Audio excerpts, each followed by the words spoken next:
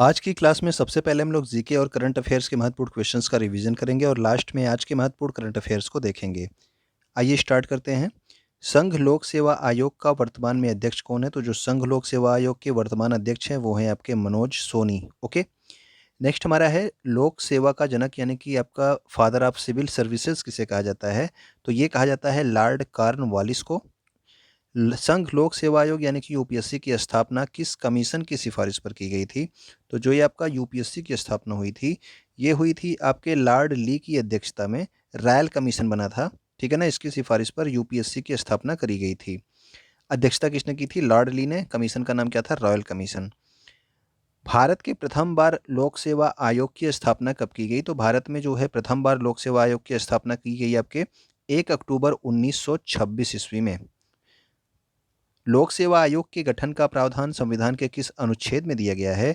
तो ये आपके अनुच्छेद 315 में दिया गया है लोक सेवा आयोग के गठन का प्रावधान। लोक सेवा आयोग के सदस्यों की नियुक्ति अगर पूछ ली जाए कौन करता है, तो ये आपके राष्ट्रपति करते हैं। और लोक सेवा आयोग के जो आपके सदस्य हैं ये अपना नियुक्ति मतलब कि इस्तीफा किससे देते हैं? तो ये देते हैं आपके राष्ट्रपति को देते हैं, ठीक है ना। नियुक्ति भी राष्ट्रपति करता है, इस्तीफा भी राष्ट्रपति को देते हैं। संघ लोक सेवा आयोग के सदस्यों का कार्यकाल कितना होता है? तो ये आपका कार्यकाल या तो 6 वर्ष का होगा या फिर अगर ये 65 वर्ष की आयु पूरी कर लेते हैं तो इनका कार्यकाल समाप्त हो जाएगा।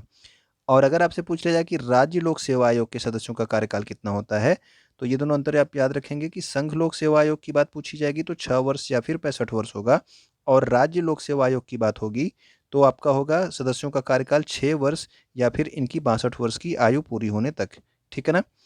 राष्ट्रीय जांच एजेंसी यानी कि नेशनल इन्वेस्टिगेशन एजेंसी की स्थापना के लिए अधिनियम कब आया था? तो एनआईए की स्थापना के लिए अधिनियम आया था 2008 में, जब आपके मुंबई में जो है आतंकवादी हमले हुए थे, उसके बाद एनआईए की स्थापना की गई थी।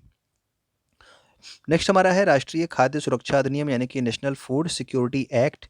ये अधिनियम किस वर्ष आया था? तो ये आया था आपका 2013 में, राष्ट्रीय खाद्य सुरक्षा अधिनियम 2013 में। राष्ट्रीय ग्रामीण रोजगार गारंटी अधिनियम जो आपका नरेगा था, ये किस वर्ष ये अधिनियम आया था? तो ये आया था 2005 में, ठीक है ना। तो 2005 में आपका राष्ट्रीय ग्रामीण रोजगार गारंटी अधिनियम आया था, जिसके अंतर्गत 100 दिनों का जो है काम जो है लोगों को उपलब्ध कराना इसका उद्देश्य था। Telegram telecom regulatory authority of India यानी कि ट्राई के लिए अधिनियम कब आया था? तो ट्राई की स्थापना हुई थी आपके 1997 में, इसके लिए अधिनियम आया था telecom regulatory authority of India के लिए अधिनियम। नेक्स्ट हमारा है मानवाधिकार संरक्षण अधिनियम कब आया था? तो मानवाधिकार संरक्षण अधिनियम आपका 1993 में आया था, ठीक है ना। वर्तमान में मानवाधिकार जो है आयोग के अध्यक्ष कौन है? तो आप लोग कमेंट करके बताना। तो मानवाधिकार आयोग के वर्तमान में अध्यक्ष कौन है? शिक्षा का अधिकार अधिनियम यानी कि RTE right to education act, ये कब आया था? तो ये आया था 2009 में। और आरटीई एक्ट लागू कब से होता है ये भी आपसे पूछा जाता है। तो ये लागू होता है 1 अप्रैल 2010 से जो है आरटीई एक्ट को लागू किया गया था। लोकपाल और लोकायुक्त का अधिनियम किस वर्ष आया था? तो लोकपाल और लोकायुक्त के लिए अधिनियम आया था 2013 में, ठीक है ना। तो राज्यों में आपका कौन होता है? तो राज्यों में लोकायुक्त होता है, जबकि केंद्र में क्या होता है? तो केंद्र में होता है आपका लोकपाल। जनजातियों से संबंधित संस्था है जिसका नाम है ट्राइफेड, ठीक है। तो ट्राइफेड की स्थापना के लिए अधिनियम कब आया था? तो ट्राइफेड की स्थापना 1987 के अधिनियम से हुई थी। भारतीय खाद्य सुरक्षा एवं मानक प्राधिकरण की स्थापना किस वर्ष के अधिनियम के द्वारा हुई? तो भारतीय खाद्य सुरक्षा और मानक प्राधिकरण की स्थापना हुई थी आपके 2006 के अधिनियम के द्वारा। एनएचएआई यानी कि national highway authority of India की स्थापना के लिए अधिनियम कब आया था? तो इसके लिए जो अधिनियम आया था ये आया था 1988 में, ठीक है ना। तो national highway authority of India के लिए अधिनियम 1988 में। वेलकम टू एग्जाम सहपाठी। आप लोग देख रहे हैं डेली घटना चक्र और समसामयिकी सार की क्लास हुई। इसमें हम लोग डेली करंट अफेयर्स और जीके का रिवीजन करते हैं। अगर आप यहाँ पे पहली बार आए हैं तो यूट्यूब पे हमें सब्सक्राइब कर सकते हैं। इसके अलावा टेलीग्राम, इंस्टाग्राम और फेसबुक पर भी हमें आप फॉलो कर सकते हैं। तो आइए कंटिन्यू करते हैं आज की क्लास को। हाल ही में प्रधानमंत्री नरेंद्र मोदी के द्वारा कहाँ पर B R. Ambedkar school of economics का उद्घाटन किया गया? तो B R. Ambedkar school of economics का उद्घाटन किया गया बेंगलुरु, कर्नाटक में। भारत के वर्तमान में मुख्य चुनाव आयुक्त या फिर निर्वाचन आयुक्त कौन है? तो ये हैं आपके चीफ इलेक्शन कमिश्नर कौन है? तो ये हैं राजीव कुमार। नीति आयोग के वर्तमान में उपाध्यक्ष कौन बनाए गए हैं? तो जो वर्तमान में उपाध्यक्ष बनाए गए हैं ये हैं आपके सुमन के बेरी, ठीक है ना। नीति आयोग के वर्तमान में उपाध्यक्ष। भारत के वर्तमान में सीएजी यानी कि कंट्रोलर एंड ऑडिटर जनरल कौन है? तो ये हैं आपके गिरीश चंद्र मुर्मू। और सीएजी का प्रावधान संविधान के किस अनुच्छेद में है? तो ये 148 में है, ठीक है ना। भारत के वर्तमान में सीजीए, ये आपका सीएजी है, ये आपका सीजीए है, यानी कि कंट्रोलर जनरल ऑफ अकाउंट्स कौन है? तो जो कंट्रोलर जनरल ऑफ अकाउंट्स हैं वो हैं आपकी सोनाली सिंह, जबकि सीएजी कौन है यानी कि कंट्रोलर एंड ऑडिटर जनरल, ये हैं आपके गिरीश चंद्र मुर्मू। विश्व की सबसे बड़ी मीठे पानी की मछली किस देश में भी हाल ही में पाई गई? तो विश्व की सबसे बड़ी मीठे पानी की मछली पाई गई है कंबोडिया में। ओके।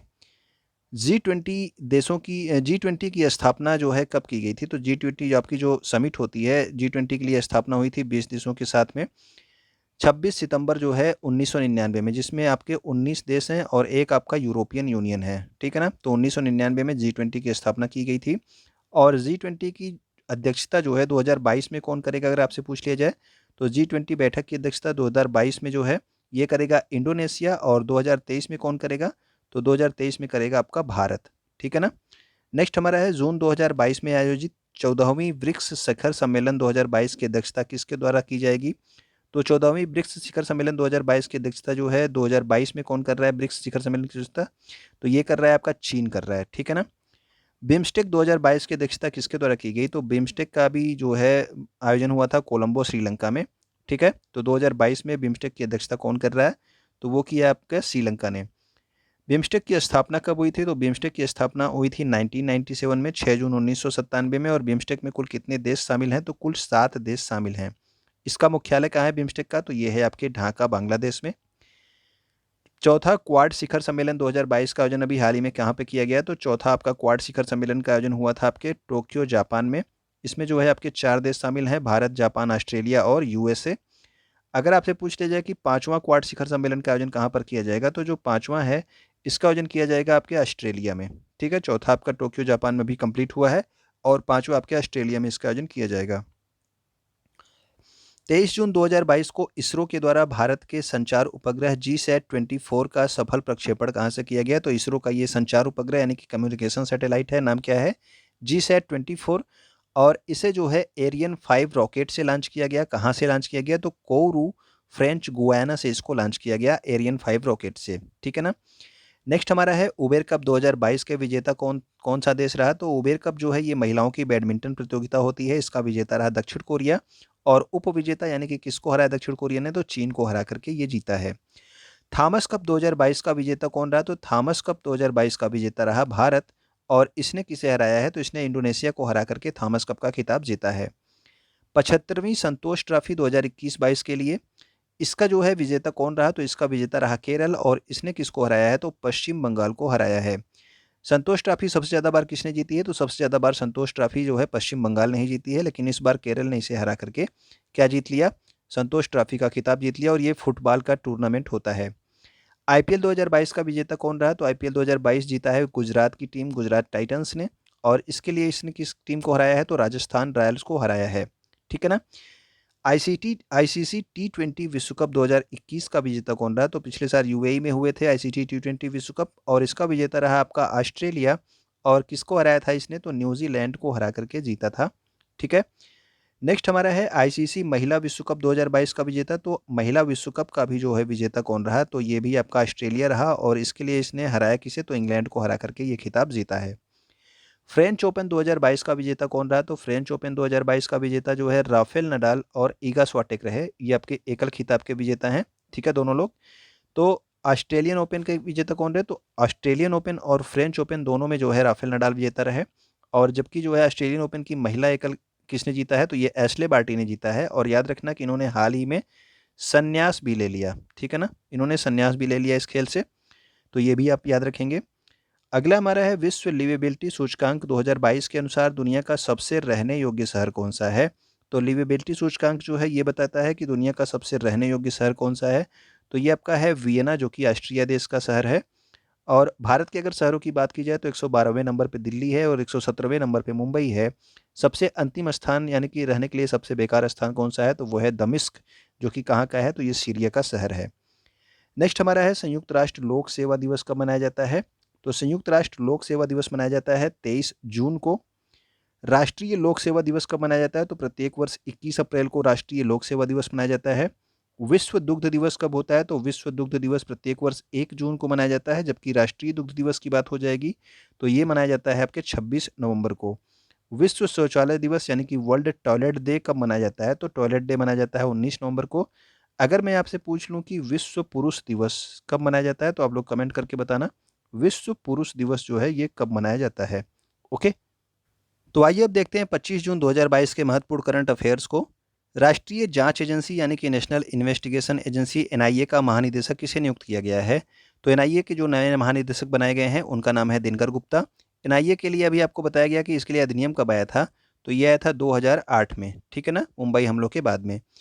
वर्ष 2023 में G20 बैठक भारत के किस राज्य या फिर केंद्र शासित प्रदेश में आयोजित की जाएगी? अभी आपको बताया गया था कि G20 की बैठक 2022 में कहाँ पे होगी, तो आप कमेंट करके बताना कि G20 की बैठक 2022 में कहाँ होगी, जबकि 2023 में ये भारत में होनी है। और भारत के किस केंद्र शासित प्रदेश में होगी, तो भारत के जम्मू कश्मीर में इसका आयोजन किया जाएगा, G20 बैठक की 2023 की बैठक।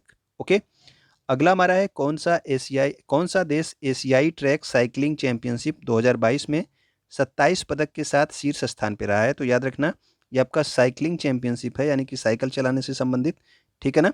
तो इसमें जो है कौन सा देश शीर्ष पर रहा है, तो इसमें रहा है आपका जापान पहले नंबर पर रहा, जबकि 5वें नंबर पर आपका कौन रहा है, तो ये रहा भारत। कक्षा 1 से 8 तक के बच्चों को सप्ताह में 2 दिन, और कौन कौन से दिन, मंगलवार और शुक्रवार को दूध उपलब्ध कराने से संबंधित मुख्यमंत्री बाल गोपाल योजना का संबंध किस राज्य से है? तो मुख्यमंत्री बाल गोपाल योजना संबंधित है आपके राजस्थान राज्य से। इसमें कक्षा 1 से 8 तक के बच्चों को सप्ताह में 2 दिन जो है दूध उपलब्ध कराया जाएगा। ओके, और ये दूध जो है आपका पाउडर वाला दूध होगा। 21 से 25 जून 2022 तक सड़कों पर प्रदर्शन करने वाले और ट्रेन ट्रेन में मनोरंजन करने वाले, यानी कि जो सड़कों पे आपके कुछ स्पेशल तरीके के आपके वाद्य यंत्र बजाते रहते हैं, उनकी बात हो रही है, ठीक है, आंदोलन करने वाले नहीं। और जो ट्रेनों में आपके वाद्य यंत्र बजाने वाले कुछ घुस जाते हैं, ठीक है ना, इन सब कलाकारों के लिए ज्योतिर्गमय उत्सव का आयोजन किसके द्वारा किया गया? तो ये किया गया संगीत नाटक अकादमी के द्वारा। और इसका आयोजन कहाँ पे किया गया? नई दिल्ली में। आज़ादी के जो है आपके अमृत महोत्सव के उपलक्ष्य में इसका आयोजन किया गया। ज्योतिर्गमय उत्सव किसके द्वारा? संस्कृति मंत्रालय के द्वारा, ठीक है ना। जी किशन रेड्डी ने इसका उद्घाटन किया था। कांतार ब्रांड्स 2022 की रिपोर्ट के अनुसार भारत का सबसे मूल्यवान वैश्विक ब्रांड कौन सा है? तो भारत का जो सबसे मूल्यवान वैश्विक ब्रांड है वो आपका है टीसीएस, ठीक है ना। और विश्व में ये किस नंबर पे है? तो विश्व में आपका 46वें नंबर पे है। जबकि विश्व में प्रथम जो है इस सबसे मूल्यवान ब्रांड कौन सा है? तो वो आपके एप्पल एप्पल जो है, ठीक है। और ये किसके हिसाब से? तो कांतार ब्रांड्स 2022 की रिपोर्ट के अनुसार है, ठीक है। अलग अलग रिपोर्ट में अलग अलग लोग नंबर 1 पे होते हैं। डीआरडीओ ने vertical launch short range surface to air missile का जो है सफल परीक्षण किया है, कहाँ से? तो ये किया है चांदीपुर उड़ीसा में। और इसकी रेंज कितनी है? तो ये रेंज इसकी है 50 किलोमीटर की रेंज है, ठीक है ना। Vertical launch short range surface to air missile है। हाल ही में वैज्ञानिकों ने कहाँ पर दुनिया के सबसे बड़े जीवाणु, और इस जीवाणु का नाम क्या है? थियो मार्गरीटा मैग्निफिका, इसकी खोज की है। तो इसकी खोज की गई है कैरेबियन द्वीप समूह में। और इसको क्या कर सकते हैं? इसको अपनी आंखों से हम लोग देख सकते हैं, ये इतना बड़ा जीवाणु है, ठीक है ना।